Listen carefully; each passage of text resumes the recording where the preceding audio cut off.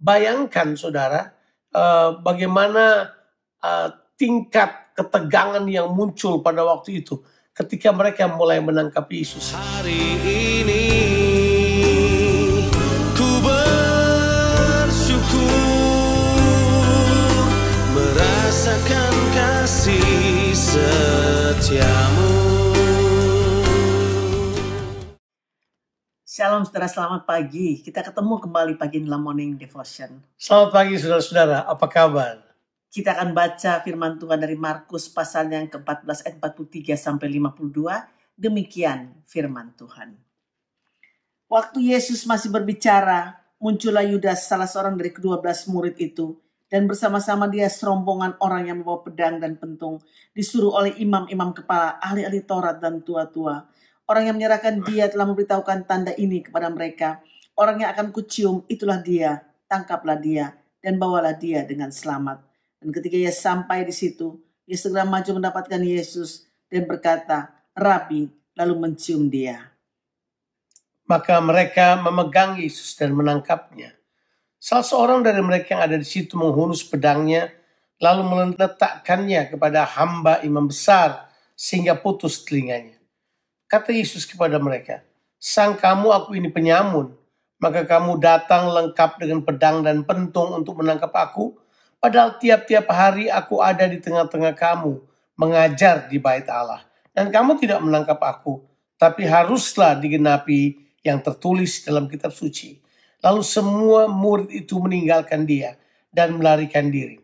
Ada seorang muda yang pada waktu itu hanya memakai sehelai kain lenan untuk menutupi badannya, mengikuti dia. Mereka hendak menangkapnya, tapi ia melepaskan kainnya dan lari dengan telanjang. Saudaraku, narasi Markus sekarang bergerak memasuki adegan-adegan terakhir dari kehidupan Kristus di bumi ini. Kita baru saja membahas peristiwa Getsemani, di mana Yesus menyerahkan seluruh kehendaknya pada kehendak Bapa untuk masuk dalam rencana penebusan Allah, yang klimaksnya adalah kematian Yesus di kayu salib. Saudaraku, Markus menggambarkan dengan cara yang berbeda dengan Injil yang lain, di mana fokus Markus adalah untuk menyatakan bahwa segala sesuatu yang terjadi di Taman Getsemani itu adalah penggenapan dari yang tertulis dalam nubuatan perjanjian lama. Karena saudara, Tuhan Yesus berkata, haruslah digenapi apa yang tertulis di dalam kitab suci. Memang benar, karena apa yang dibuat oleh kelompok ini bersalah, tidak sesuai hukum. Coba saudara bayangkan, mereka datang dipimpin oleh Yudas untuk mencari Yesus dengan pedang dan dengan pentung, datang ke dalam. Dan itu tentu adalah malam Sabat tentunya, datang ke situ dan kemudian langsung datang kepada Yesus. Dan kemudian Yudas menciumnya dan mereka menangkapnya. Jadi proses penangkapannya salah. Yesus keberatan tentunya waktu dia berkata, aku kan bukan perampok, aku kan bukan penjahat maksudnya.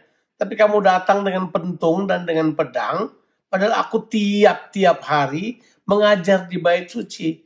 Tapi begitulah, situasi yang salah itu menurut Yesus nggak penting. Yang lebih penting adalah terlaksananya kehendak Allah, yaitu dengan tergenapinya apa yang tertulis dalam kitab suci. Bahwa dia akan dikhianati dan ditangkap. Bayangkan saudara, bagaimana tingkat ketegangan yang muncul pada waktu itu ketika mereka mulai menangkap Yesus. Sehingga Markus berkata seorang dari mereka itu menggunakan pedangnya untuk menetak pada telinga orang. Tegang sekali pada waktu itu. Tapi Yesus tetap berkata, ketegangan ini sesuai dengan apa yang tertulis oleh Alkitab. Itu harus terjadi seperti nubuatan kitab suci. Saudaraku, Yudas menyerahkan Yesus dengan sebuah ciuman. Ciuman ada tanda kedekatan, bahkan merupakan analogi penyembahan. Yudas mencium Yesus untuk menunjukkan bahwa dialah orangnya yang harus ditangkap. Karena Alkitab katakan, di mana dia berkata, orang yang akan kucium itulah dia. Tangkaplah dia dan bawalah dia dengan selamat. Jadi kalau dilihat di dalam apa yang Yudas pikirkan, dia cuma menunjukkan Yesus untuk ditangkap, tapi bukan untuk dibunuh. Karena dia berkata, bawalah dia dengan selamat.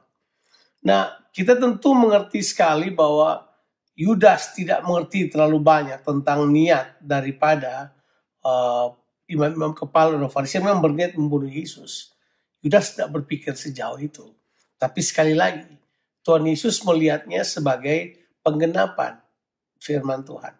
Karena begitu hal tersebut terjadi, Alkitab berkata, maka larilah semua murid-murid Yesus itu. Lari. Kemudian di ayat yang ke-51 dan ayatnya yang ke-52, kita menemukan cerita. Tidak ada yang tahu cerita itu siapa, karena nggak ada yang tahu sehingga Injil yang lain tidak menuliskan tentang seorang yang mengikuti hanya dengan membungkus tubuhnya dengan sepotong selai kain, yang waktu mau ditangkap dia lari dan dia kemudian lari dengan telanjang. Para penafsir berkata bahwa kemungkinan besar itu adalah cerita dan merupakan pengalaman pribadi Markus yang dia sisipkan di tengah cerita itu untuk menggenapi apa yang dikatakan oleh Alkitab. Gembala akan dipukul dan semua orang akan tercerai-berai. Yesus ditangkap, semua muridnya melarikan diri. Persis yang Yesus katakan. Saudaraku, bagaimanapun keadaan terburuk yang dialami oleh Yesus, dia selalu menghubungkan keadaan dengan kehendak Allah. Bukan keadaan yang memutuskan kehidupan Yesus, tapi kehendak Allah yang mengatur keadaan itu. Tuhan duduk di atas tahta. Dia mengendalikan semuanya. Have a blessed day. Tuhan Yesus memberkati saudara sekalian. Amin.